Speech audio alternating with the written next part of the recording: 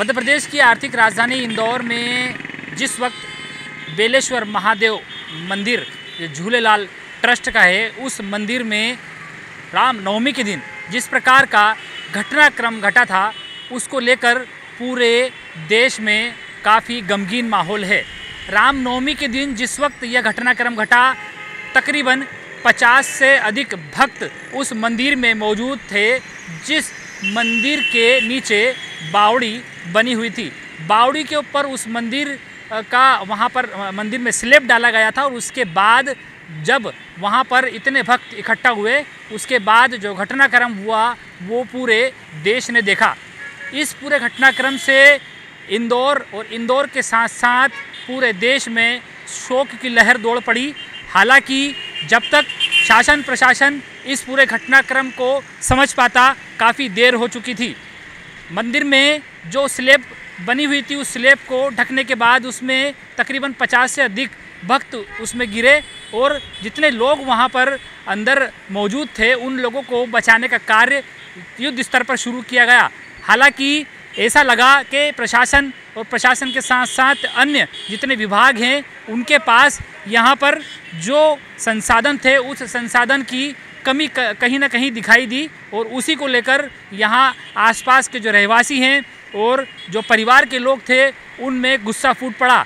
काफ़ी हंगामा भी हुआ, लेकिन जब पूरे घटनाक्रम के बाद एक कई लोगों को बचाया भी जा सका। तकरीबन 17 लोगों को इस रेस्क्यू ऑपरेशन में बचाया जा सका है, जिनका इलाज फ़िलहाल लगातार जो है अस्पताल में शुरू हो चुका है। वहीं बात करें हम अब मौतों की, तो तकरीबन कल की बात करें तो कल तक ये जो मौतों का आंकड़ा था वो 13 बताया जा रहा था। उसके बाद जब रात में महू से आर्मी पहुंची और उन्होंने रेस्क्यू ऑपरेशन शुरू किया, तो एक के बाद एक लगातार लाशें निकलना शुरू हुई। तकरीबन सुबह तक 36 लोगों की वहां पर बॉडी मिल चुकी थी, 36 लोगों की लाशें उस बावड़ी से निकाली जा चुकी थी और उसके बाद जो नज़ारा देखने को मिला वो काफ़ी भयानक था, क्योंकि पूरे देश में सिर्फ इंदौर पर ही सभी व्यक्ति की निगाहें थी। पूरे इंदौर में हर जगह पर, चाहे हम चाय की दुकान की बात करें या फिर गली मोहल्लों की बात करें, सिर्फ एक ही बात वहाँ पर हो रही थी कि ये क्या हुआ। भगवान के दरबार में, ईश्वर के दरबार में इस प्रकार का घटनाक्रम होने के बाद लोगों की ज़बान पे यही था कि हे भगवान, उन मृत आत्माओं को शांति देना। लेकिन मामला यही नहीं थमा। मुख्यमंत्री शिवराज सिंह चौहान सुबह इंदौर पहुंचे। उन्होंने घायलों से मुलाकात करी, जिन परिवार में लोगों की मृत्यु हो चुकी थी उनके परिवार से भी मिले। वहीं काफ़ी हंगामा भी हुआ, लेकिन उसके बाद जब कार्रवाई की बात करें तो कहीं ना कहीं यहाँ पर एक ऐसी चूक प्रशासन की भी दिखी, नगर निगम की भी दिखी, जिसमें कहीं ना कहीं इस घटना को अंजाम देने के लिए एक कड़ी जोड़ दी। इस घटना में चाहता तो प्रशासन भी कुछ कार्रवाई कर सकता था, नगर निगम कार्रवाई कर सकता था। जो जिम्मेदार थे वो जिम्मेदार अपनी जिम्मेदारी निभाते और उस पर भी कहीं ना कहीं यह जो ग्रहण लगा जिम्मेदारी ना करने का, उसको लेकर कई प्रकार की बातें भी उठी। हालांकि बताया ये भी जा रहा है कि इस पूरे मामले को रफा दफा करने के लिए भी राजनीतिक यहाँ पर कहीं ना कहीं हिस्सेदारी भी रही।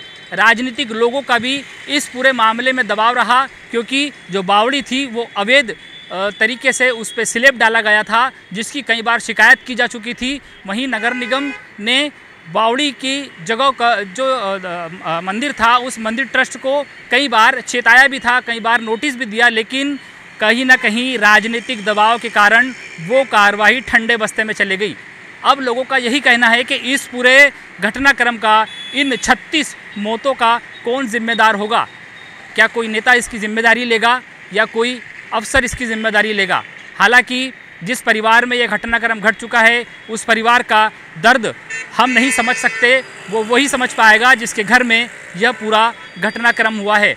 इंदौर में इस प्रकार का हादसा दोबारा ना हो, उसी को लेकर महापौर पुष्यमित्र भार्गव ने अब जितनी भी शहर में बावड़ियाँ बनी हैं, उन बावड़ियों की यहाँ पर सुरक्षा को लेकर उन बावड़ियों को सहेजने को लेकर, उन बावड़ियों में जिस प्रकार का घटनाक्रम इस बावड़ी में हुआ है वैसा कहीं और ना हो, उसको दोहराया ना जा सके, उसको लेकर कड़े कदम उठाए हैं। जोन क्रमांक 18 के BO और BI को यहाँ पर निलंबित करने के लिए पत्र भी जारी हो चुका है। लेकिन क्या इसके ज़िम्मेदार सिर्फ यही लोग हैं या फिर इसके ज़िम्मेदार वो भी हैं जो इस पूरे कार्रवाई को, इस पूरे अंजाम को रोक सकते थे? यही होना चाहता था कि कहीं ना कहीं जो जवाबदार लोग हैं वो समय पे जाग जाते, समय पे अपनी जवाबदारी ले लेते हो, तो इस प्रकार का घटनाक्रम ना होता। पूरा इंदौर फिलहाल इस पूरे घटनाक्रम से गमगीन है, लोगों की आंखों में आंसू हैं और कहीं ना कहीं जितनी शाम को चिताएं हमको उस मुक्तिधाम में देखने को मिली, शायद हमने इसके पहले कोरोना काल में देखी थी, जब इस प्रकार का नज़ारा देखने को दोबारा हमको आज मिला। MP न्यूज़ की तरफ से हम सभी जो मृत आत्माएं हैं उनको श्रद्धा सुमन अर्पित करते हैं और MP न्यूज़ यही जानकारी देना चाहता है, MP न्यूज़ की तरफ से यही संदेश है कि कहीं ना कहीं जवाबदार अपनी जवाबदारी लें और इस प्रकार का घटनाक्रम दोबारा ना हो, उसकी पुनरावृत्ति ना हो, उसको रोका जा सके। इंदौर से MP न्यूज़ के लिए धर्मेंद्र यादव की रिपोर्ट। MP की नब्ज, MP का हाल, मध्य प्रदेश की हर खबर MP न्यूज़ TV के साथ। लगातार खबरों के लिए सब्सक्राइब करें हमारा YouTube channel MP news TV। Latest updates के लिए बेल आइकन दबाना जरा भी न भूलें।